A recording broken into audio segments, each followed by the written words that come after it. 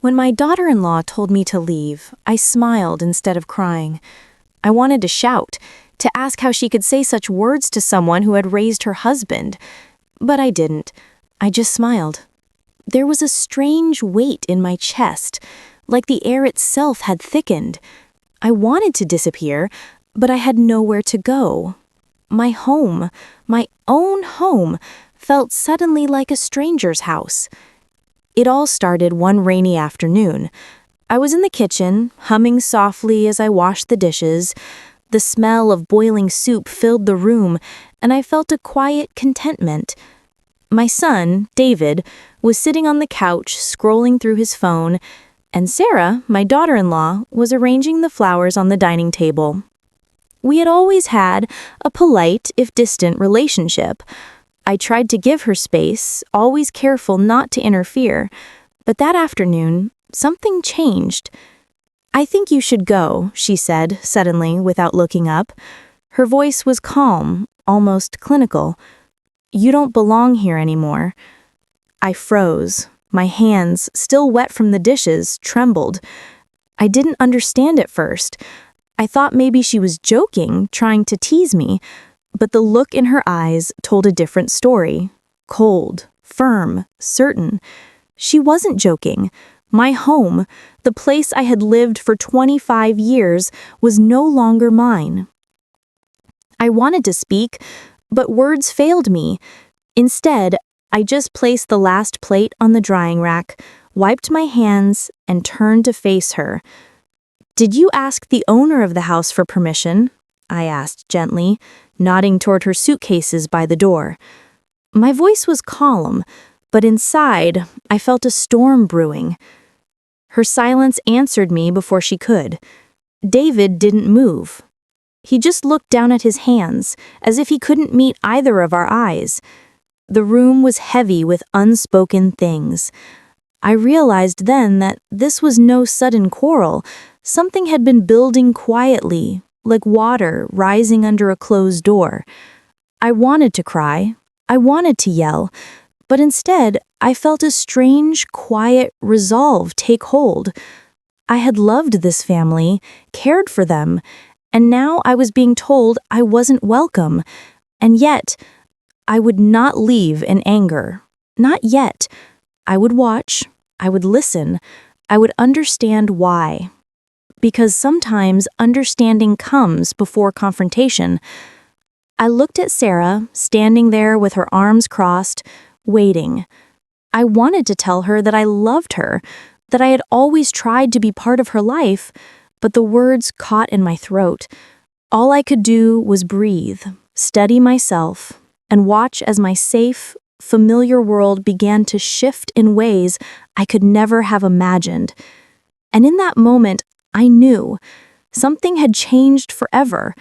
Something inside the walls of this home, inside the people I loved, had shifted, and my life as I had known it was about to take a turn I could not yet see. Our family had always seemed ordinary, simple, and happy, at least on the surface. David and I shared a quiet bond, a routine of small gestures and unspoken care. He had grown into a kind, thoughtful man, and I had always been proud of the person he became. Sarah came into our lives a few years ago. She was cheerful and lively, but there was a careful edge to her, like she measured every word before speaking. I had tried my best to welcome her. I cooked meals she liked, asked about her day, and sometimes, when David was busy at work, I would sit with her in the living room, hoping to bridge the silence between us. She was polite, but the warmth I hoped for never fully blossomed. Still, I believed in patience. Families, I told myself, are complicated. Love and understanding take time. David and I had our routines too. Every morning, we would sit at the kitchen table with steaming cups of tea. He would share little things about his day, sometimes a funny story from work, sometimes a worry he carried quietly. I listened, always, because I wanted him to feel safe at home. Our home had been built with care, laughter, and small traditions. Sunday breakfasts together, shared walks in the evening, quiet talks by the window during rain. But lately, things had changed. Sarah had grown distant. Small comments, offhand remarks, and subtle refusals began to sting. At first, I brushed them off, thinking it was stress or fatigue. But a tension lingered in the air, heavy and unspoken. The home that once felt warm now felt tense, as though the walls themselves held their breath. I remember one evening, the three of us sitting in the living room, rain tapped gently against the windows. I tried to make light conversation to ease the mood. "David, would you like some tea?" I asked. Sarah shook her head, barely glancing at me. David hesitated, looking from her to me. I noticed the small shift, the invisible line forming between us.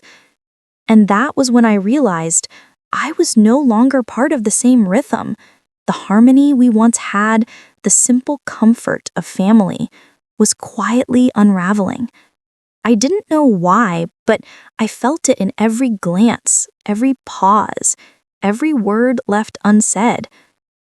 I knew I had to pay attention, to observe, and to understand before I reacted. I had loved this family too much to walk away blindly, and yet a small knot of worry had formed in my chest, a worry that what I'd cherished most could be slipping through my fingers, and I might not see it coming until it was too late. Life sometimes teaches you lessons slowly, in whispers, not shouts.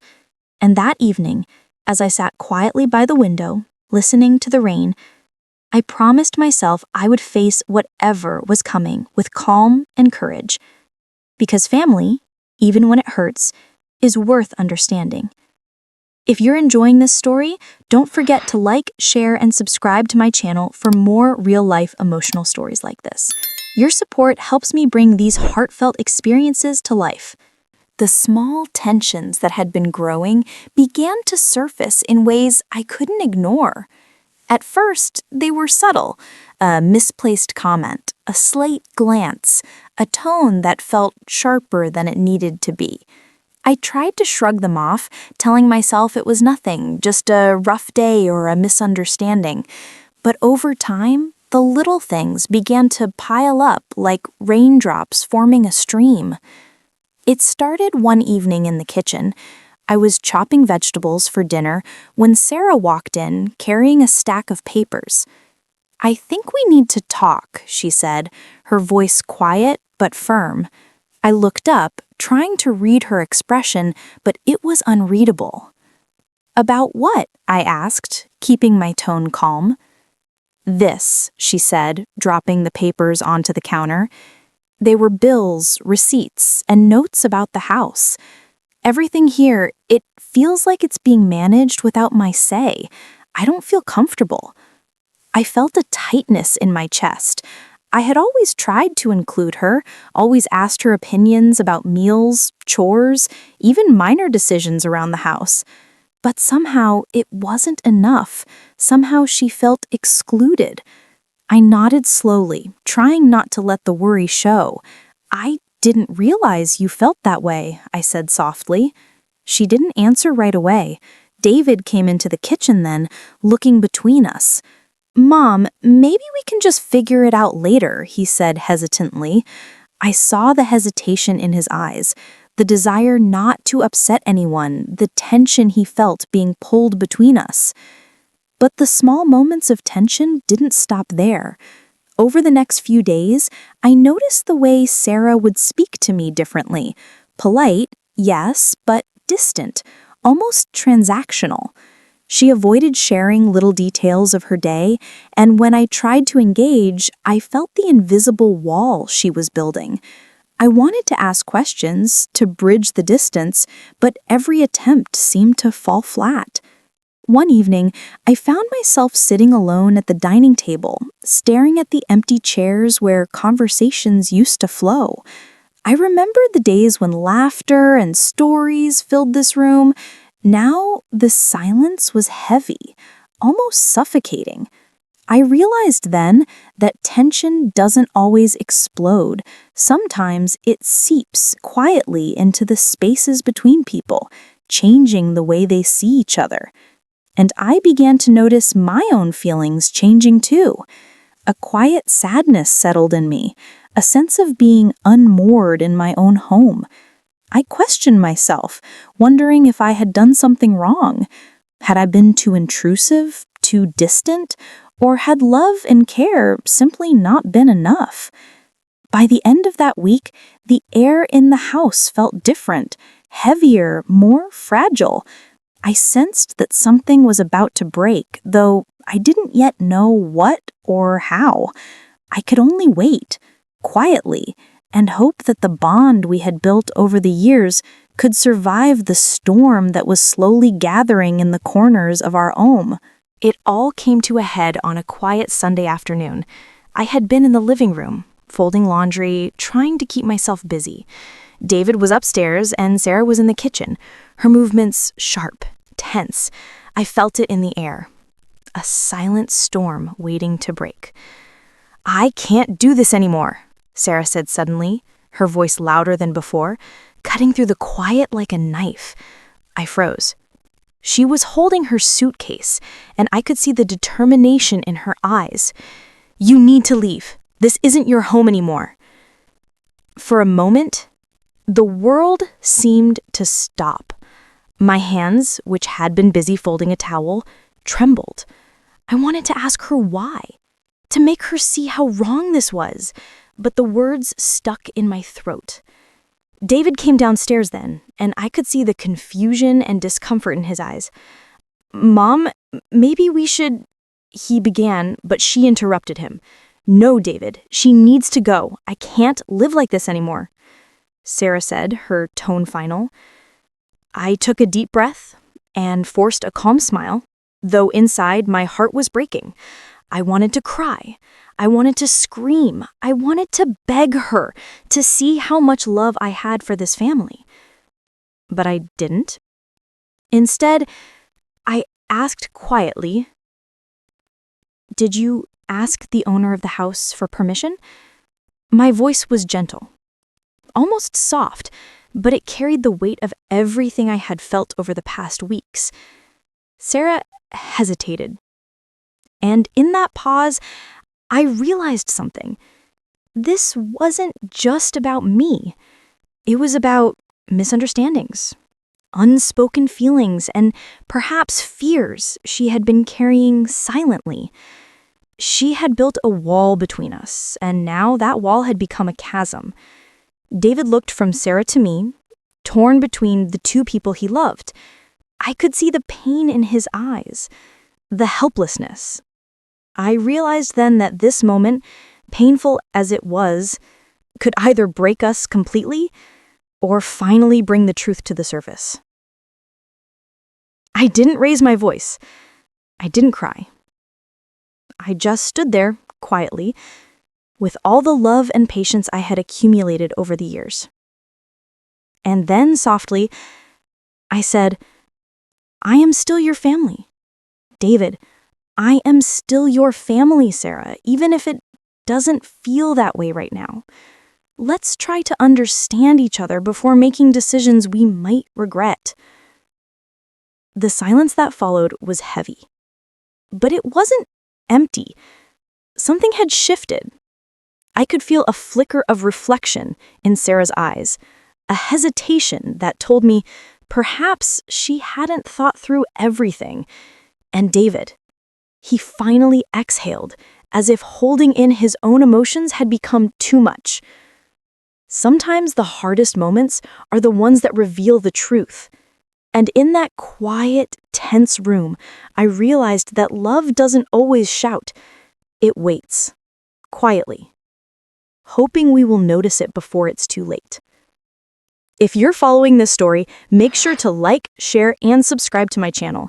Your support helps me bring these heartfelt, real-life stories to life, and I promise there's more to come. The days after that Sunday were quiet, almost fragile. The storm had passed, but the tension still lingered in the corners of the house, like a shadow that refused to leave. I kept my routines, making tea in the mornings, tidying the living room, and watching the sunlight shift across the walls. Everything felt the same, and yet nothing felt the same. Sarah didn't speak to me much at first. Her movements were careful, polite, but distant. David tried to bridge the gap, asking me to join him for walks, for small talks, and dinners. Slowly, the walls began to crack, just enough for light to seep through. I realized then that resolution doesn't come in a single moment. It comes quietly, in the little gestures, in shared silences, and in the decision to keep trying. One evening, we were all in the kitchen. I was chopping vegetables, and Sarah was washing dishes. For a moment, there was no tension, only the simple rhythm of life. I looked at her and said softly, "I know things have been difficult. I want us to understand each other. That's all I ask." She paused, then looked at me. There was a flicker of something, hesitation perhaps, or understanding. I didn't realize. I didn't think about how it must feel for you. I smiled gently, feeling a weight lift from my chest. I only want us to be family, to be able to sit together, to talk, even if it's hard. And just like that, the tension began to dissolve. It wasn't an instant fix. It wasn't a magical moment. But there was a start, a willingness to listen, to forgive, to rebuild. And sometimes that start is enough to change everything. I also realized something important about David. He had been caught between us, feeling torn, unsure of where his loyalty should lie. I forgave him quietly, understanding that love for a child sometimes comes with impossible choices. And as he began to speak more openly, to share his feelings without fear, I felt the family I knew returning, slowly, piece by piece.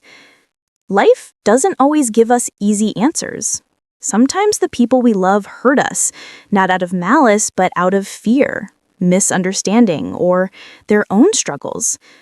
And sometimes the hardest part is standing still, keeping your heart open, and trusting that love can survive even the darkest moments. That week, as I sat by the window watching the rain, I thought about everything that had happened. I realized that the conflict, the fear, the distance, it had all taught me patience, empathy, and the quiet strength of family. And though I didn't know what the future would hold, I felt a calm hope, the kind that comes when you've survived a storm and found the courage to keep loving anyway. In the weeks that followed, life slowly found its rhythm again. The house felt lighter, the air less heavy, and the silence no longer seemed threatening. Sarah and I didn't become instant friends, and we didn't pretend the past weeks hadn't happened. But we learned to coexist with patience, to speak gently, and to notice the small gestures that rebuild trust. I realized that family isn't just about living under the same roof. It's about understanding, forgiving, and being present for each other, even when it's difficult. It's about listening, truly listening to the unspoken fears and worries that sometimes shape the people we love. And most importantly, it's about holding on to love, even when it feels fragile. One evening, David and I sat in the living room, the rain tapping softly on the windows. Sarah was in the kitchen, humming quietly as she prepared dinner. I took a deep breath and let myself feel the simple peace of the moment. It wasn't perfect, but it was real. It was life, with all its messiness and emotion, and I knew that this was enough. I thought back to that moment when she had told me to leave, to the tension and fear that had filled the house. I could feel the weight of those hours, but I also felt the strength it had given me. Standing quietly, keeping my heart open, and allowing love to guide me had been the hardest thing I had done, but also the most rewarding. Life has a way of testing us, of placing us in situations that feel impossible, but I learned that it is in those moments that we discover our own resilience, our capacity for understanding, and our ability to forgive. We may not control other people's actions, but we can choose how we respond, with patience, kindness, and quiet strength. I now look at my home and my family with a renewed sense of gratitude. There is still work to be done, still conversations to have, and still trust to rebuild. But I have hope. I have the knowledge that love, even when tested, can endure. And that is a lesson I carry with me every day. If you've been touched by this story, please like, share, and subscribe to my channel. Your support helps me share more heartfelt, real-life stories that remind us all of the power of love, patience, and family.